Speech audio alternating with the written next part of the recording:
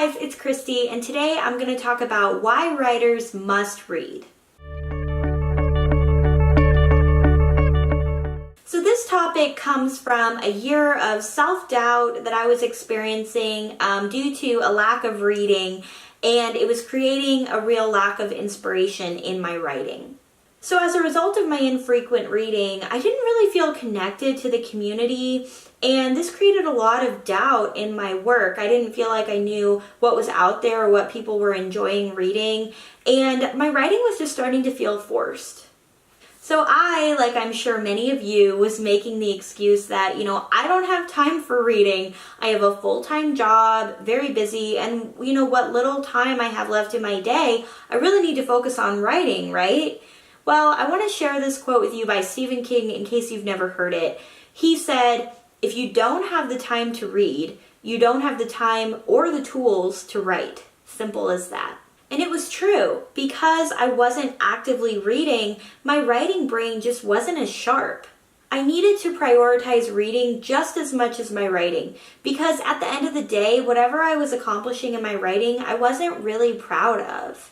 So why is reading so important? In addition to sharpening your tool, it helps you discover things that you enjoy and bring that into your writing. A good practice is to take a book that you love and bullet point all the reasons that you love it, whether it be, the general concept or, the relationships or the dialogue or the conflict. Reading helps you explore things you didn't even know that you loved until you see it written out in someone else's story.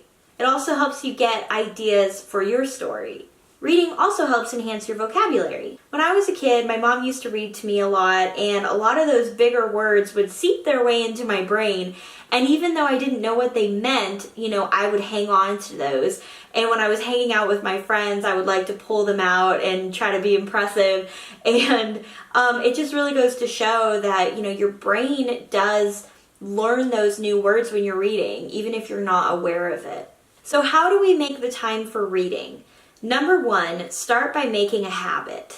In order for something to truly be a habit, that means that you have to practice it every single day. Otherwise, it's not a habit. You can either anchor this habit to an existing one, like brushing your teeth, eating breakfast, going to bed. It's better if you have a set time for that thing that you're anchoring it to, and so you know exactly when you're going to be doing it every single day. In case you've never heard of the 30-day habit, basically the principle is that you have to commit to doing something for 30 days, and then after that point in time, your brain isn't actively trying to remember to do it anymore. It's now kind of wired into your brain that you just do it. There was a TED Talk about the 30-day habit that I highly suggest watching. It really inspired me to set specific intentions for myself. My reading goal has definitely become a habit now, and I always look forward to it every night before bed.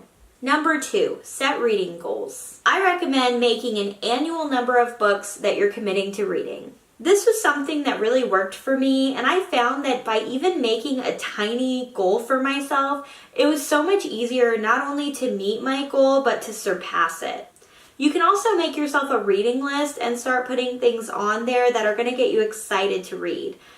For me, I used to have trouble finding books that I really wanted to read. And when I started posting them on Pinterest, what I really liked about that app was that it would recommend other books to me. So I found that the more I pinned, the more books that I found that I wanted to read.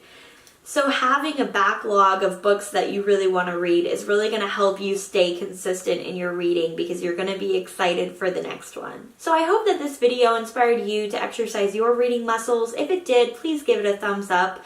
And I recently did a video recapping the first quarter of my 2018 reading goals. So if that's up, I will link it down below. And if you're interested in more videos like this, please subscribe to my channel. I post new videos every single week. And until next time, bye.